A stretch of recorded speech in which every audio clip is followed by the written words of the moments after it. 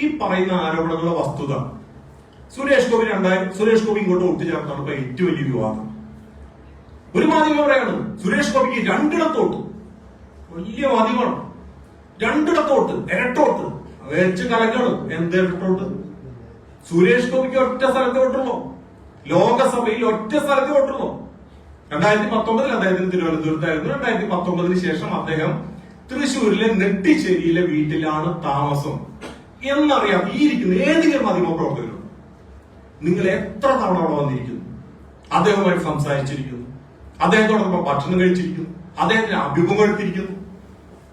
സുരേഷ് ഗോപി അവിടെ അല്ലാതെ എവിടെയെങ്കിലും താമസം തൃശ്ശൂർ വന്നാൽ എന്തെങ്കിലും ഒരു കള്ളത്തിന് ആരെങ്കിലും വിളിച്ചു പറഞ്ഞാൽ അത് ഞാൻ എല്ലാവരെയും ക്ഷമിക്കേണ്ട. ചില ആളുകൾ എന്തൊരു സത്യം ഇതാണെന്ന് അറിഞ്ഞിട്ടും അതിനെതിരെ പറയുക എന്ന് പറഞ്ഞാൽ എന്ത് മാധ്യമധർമ്മമാണ്?